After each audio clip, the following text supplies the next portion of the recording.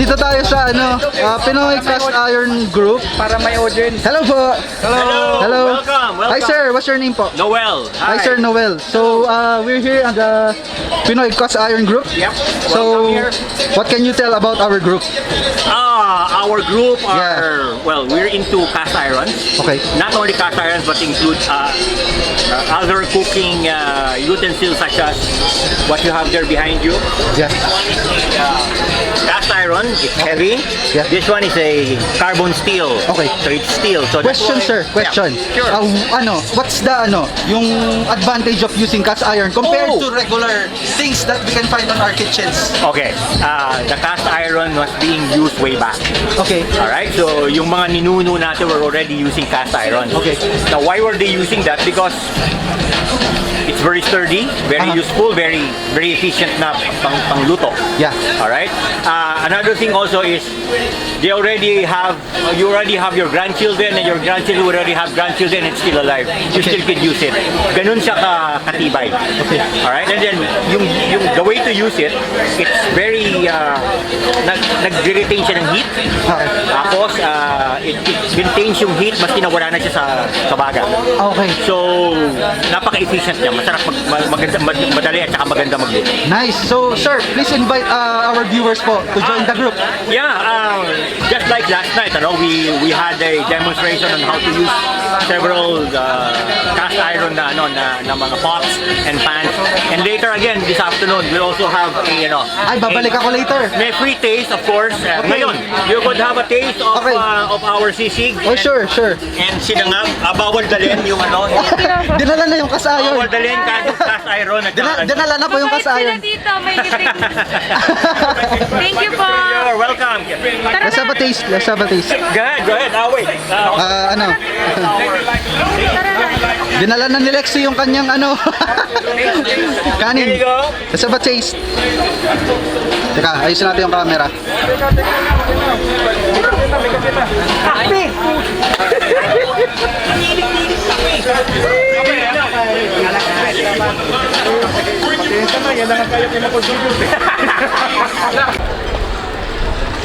So we're playing game. Good game.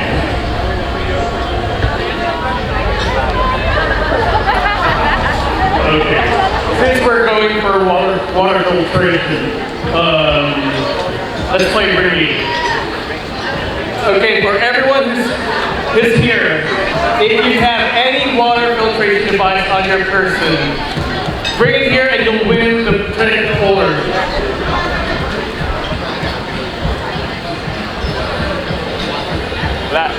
Go with Nico. Going once. Anyone who has water filtration will win a black octopus. 30 holder with 30 and 30 holder with cheers. Kung meron po kayong dalang any water filtration device, any brand, may tumatang po. Technically, kay Gusto. Bumili! Saan mo pinili yan, ma'am? Sa boot po ng Alcama. Sa booth na Alcama, anong brand nila? Aquamira. Aquamira. It's a front list. Paano gamitin, ma'am? Kinabahan si ma'am. Bakit may quiz? Kala ko bring me lang. May quiz. Congratulations, ma'am. Here Competitive. Okay, so we will be having our water filtration free demos by Mr. Justin de la Cruz. Researcher. So talagang dala naman niya yung water filtration niya. Kapag nag-field po siya. So we are here live at the nasa bigla po kami ng high tricks and more. Sino po may gusto makinig na ating yan? I'll give the floor to Mr. Justin de la Cruz. Thank you, Miko, and participants of the Prepper Bazaar for that wonderful introduction. Good afternoon, ako po si Justin de la Cruz. I am an outdoor enthusiast. Primarily, my profession is marine science research, and I am here to demonstrate several water filtration techniques for your information. This is a typical day for us to realize how important hydration is. You know, ano ang feels like ng ating weather right now? It's 41 degrees. Actual humidity is about 90%. So such a warm day. So, why is water filtration important? Not just in the preparedness context. We go back to the basics. Meron tayo sa disaster preparedness na rules of three, di ba? So, the shortest rule of three, you survive. You can't survive without 3 seconds of high-speed internet. Without without high-speed internet, mababal yung joke lang po yun, hindi po kasama yung high-speed. Pero it's very convenient. You die without 3 minutes without oxygen, you perish, and then we move to the next rule of three, which is 3 hours without shelter. So yung 3 hours without shelter, kasama po dyan yung shelter from heat or shelter from frigid conditions. So kapag wala kang temperature, climate control, you perish without shelter without in 3 hours. The next scale would be the 3 days. Dyan na po papasok ang 3 days without water. You perish if you don't have water for 3 days. A typical average person requires ang healthy water consumption is about 2 liters per day. Yun na yung minimum. Tuloy lang natin yung rules of 3. After the 3 days without water, you perish. Anong sunod sa 3 days? Next time scale ng weeks. So 3 weeks without food. We have anecdotes of people surviving with minimal provisions. Umabot sila 21 to 25 days with zero food intake. Pero meron silang hydration kahit paano from their environment, from condensing early morning dew water.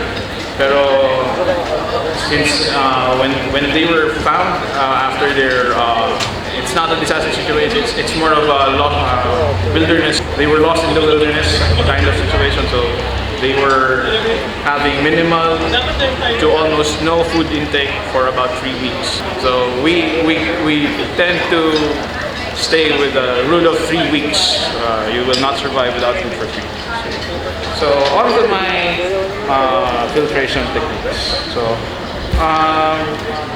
I would like to showcase, pwede natin itutok sa ating mga types of water filters. So there are many methods of water treatment that we can utilize. Mainly in the mobile, portable context, we use physical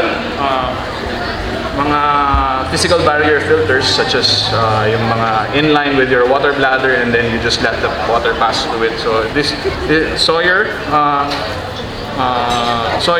filter products is a typical example of that water filter physical filtration method. And then from our sellers in the bazaar, if you would like to purchase your very own water filter. Altama, the booth Altama has some Aquamira, two types of Aquamira filters in their merchandise right now. The Frontier, it's a straw type, so you just attach it, you just suck the water through it like you would your typical beverage. And then there's also the Frontier Pro. It's an upgrade to the Frontier straw. It has many ladder attachment methods or options. It can be attached to your typical water PET bottle, or it has many attachments. And then another seller from Pathfinder here, they have the Renovo Water Viva multi-use inline water filter in their inventory. So it's more of attachable to your either to a bucket or to your hydration pack for your backpack. So it's a physical filter. I think the mesh is also made of silicone. 1 micron filter. What do you call this? The fineness of the filter is 1 micron. And then another seller from MRE Philippines. They have the bottle. It comes with its own bottle. Bottle infused. So it's the in-zone water filter from. The marking is saying it's from New Zealand. It's a water bottle built-in water bottle filter. And what else? What did we miss? So we also have another physical filter. I would assume it's also using a silicone filter, silicone mesh. So it's a mini-well portable water filter available at Parashop, Manila. So it looks very similar to your solver. I think it's a newer version, so it might already have the activated charcoal series of filters. And then we also have an example of water treatment. This time it's a chemical water treatment method. We have aquatabs available from RG Tactical.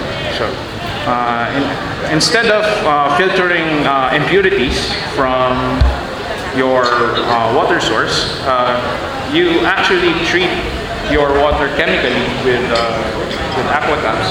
The active ingredient is, let's see, troclocene sodium. Please don't ask me what troclocene sodium does, but it kills the germs in your water. So 1 tablet is good for 20 years. If you want aquatabs, Argent Tactical has in stock. So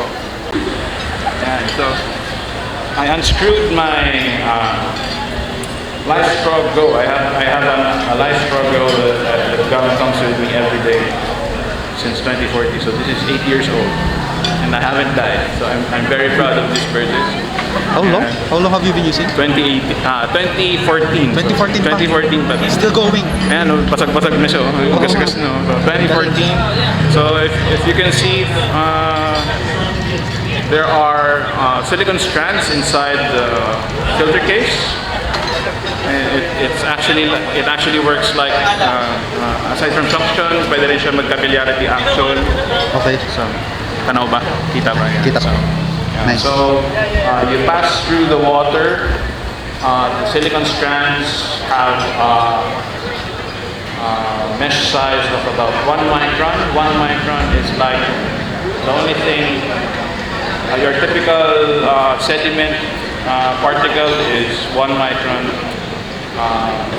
small. Anything smaller than that, a microbe, a bacteria, a unit of bacteria is larger than 1 micron. So that's 1,000th of a millimeter. So anything smaller than that, it would be chemical compounds or viruses.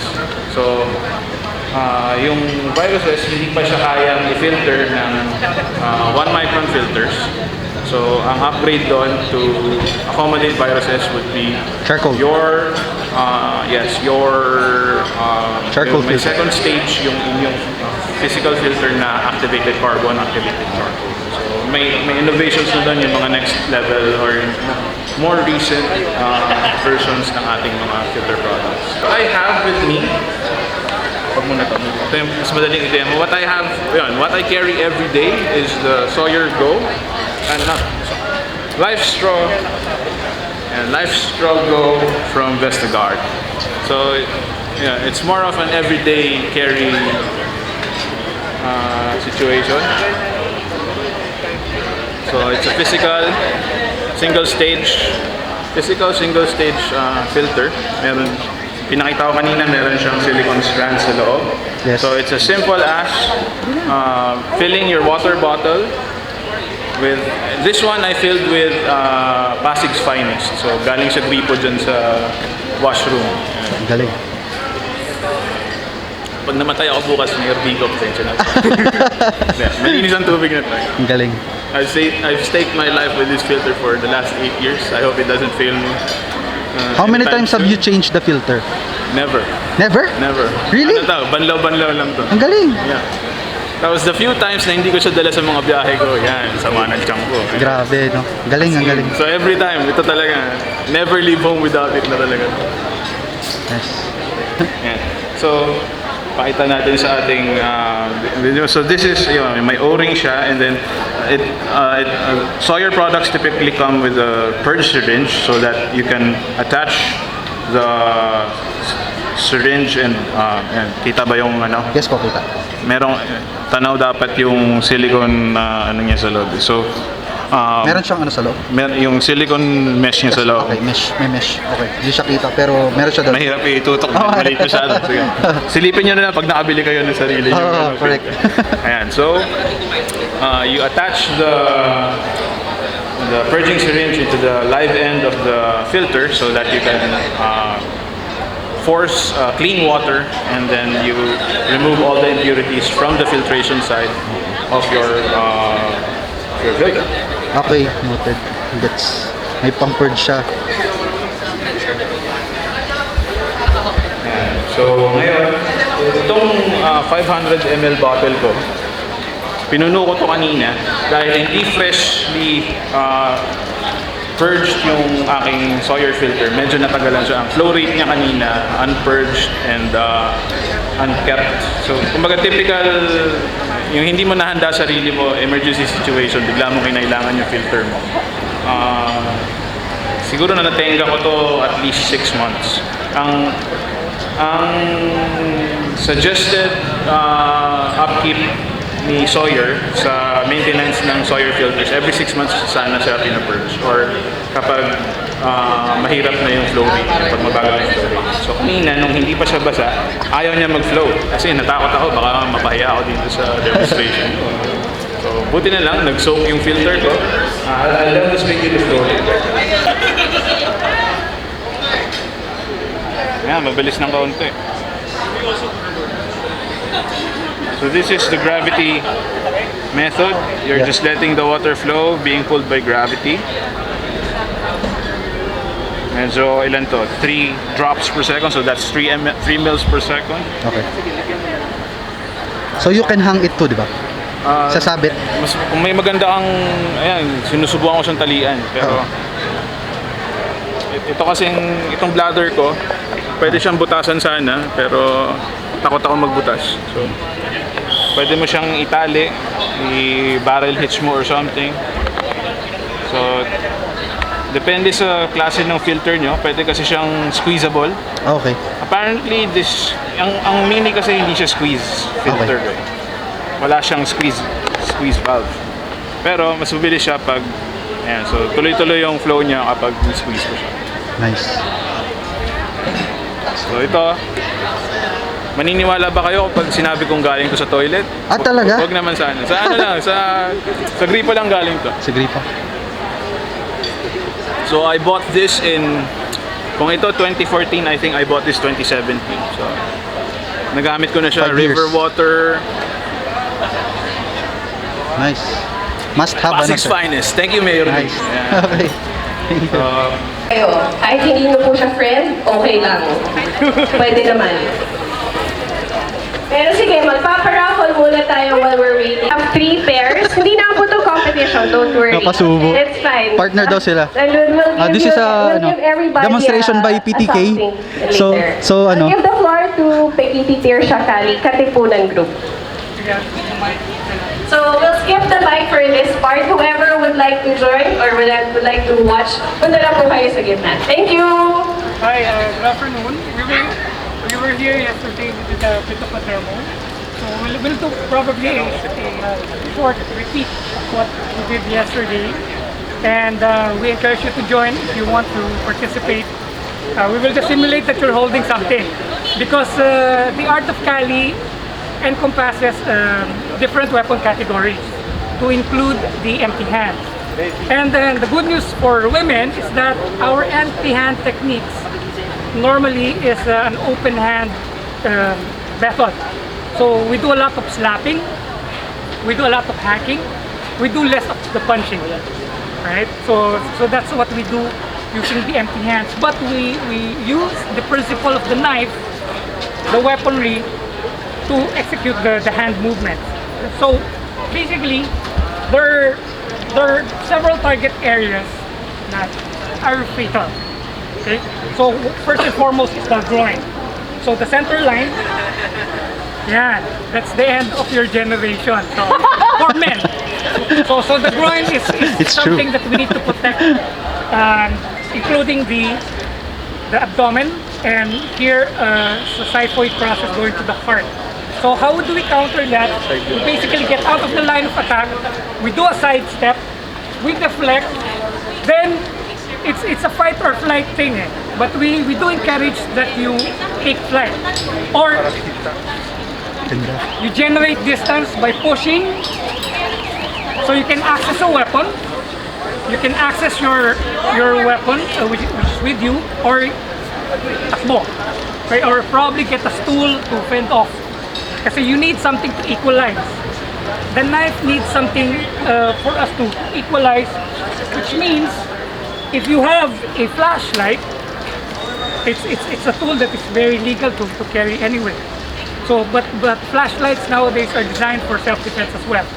So the flashlight against the knife, on the legal aspect of self-defense, ito medyo favorable.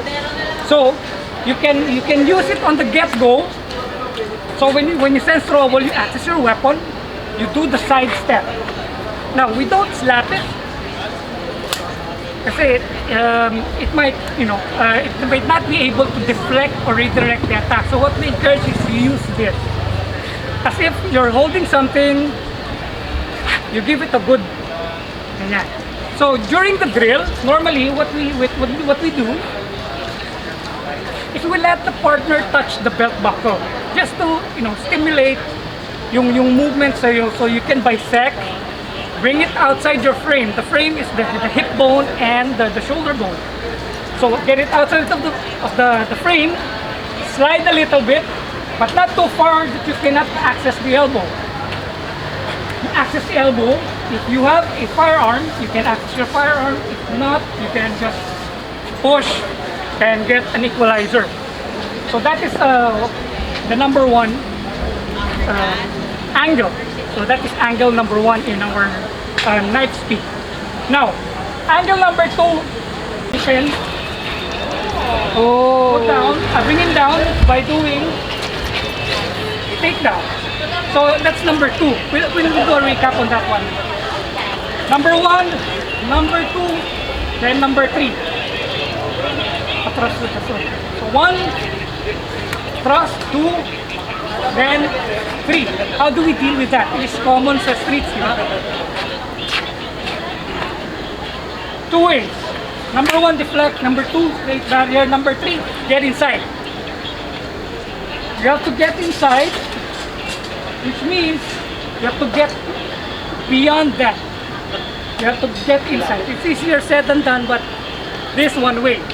Another way is get move here.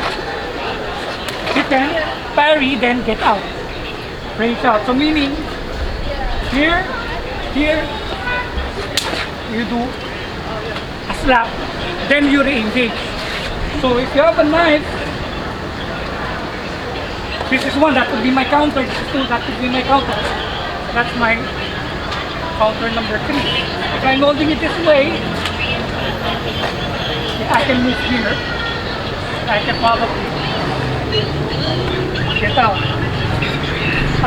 So at the end, let your partner touch. Balik tayo dito, ha? On the get-go, bring your hands up right away. If you sense trouble, alright, step out, bring it out of your frame. Face the threat and push the elbow.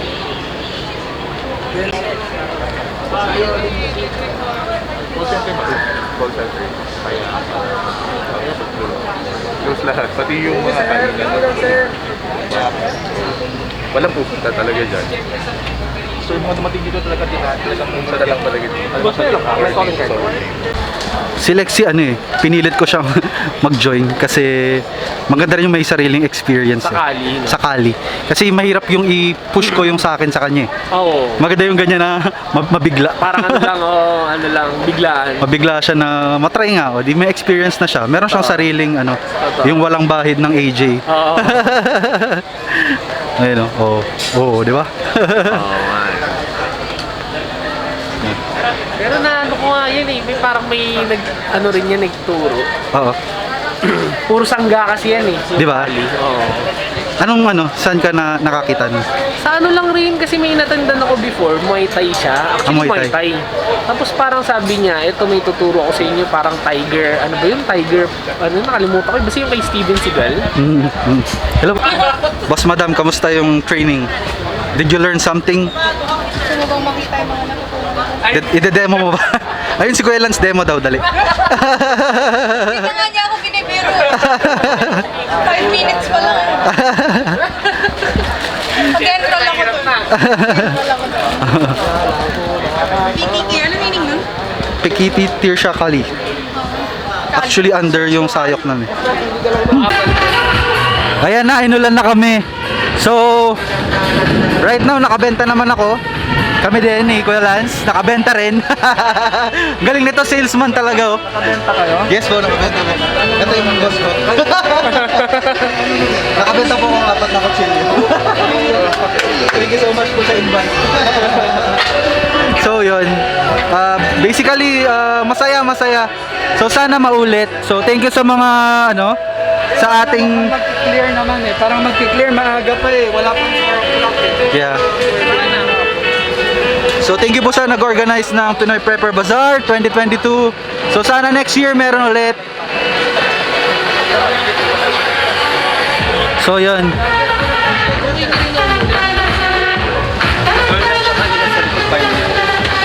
Medyo inulan pero marami pa rin tao. Ayan.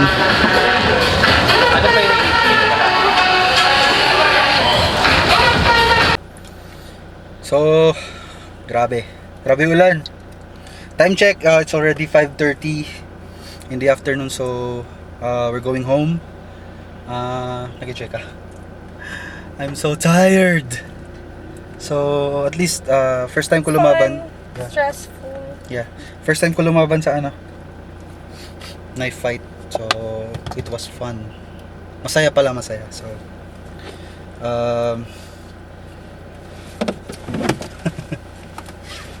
right now, I just want to go home and rest. Sobrang pagod, pero... Oo, nakakapagod din kasi sobrang init nung umaga. At saka syempre, maaga kami umalis. Galing kami probinsya, lumuwas pa kami. Yeah. Sobrang init, tas sobrang lamig naman nung umulan. Basang-basa yung mga paa namin, babad sa tubig. Pero okay naman, masaya. Yeah. Masaya. So, babalik tayo next year. Oo, first time ko sa Pinoy Prepper. Yeah. First time din daw umulan. Feeling ko may dala ng ulan. So, yeah. Punta din kayo next time. Masaya. Let me end this vlog. Kasi drive pa kami pa uwi. So, that's about 2 hours na drive. So, mga 7, 8 tayo dadating. So, thank you for watching, guys. as always, please share, like, and subscribe. And see you on my next episode. Bye. Traffic.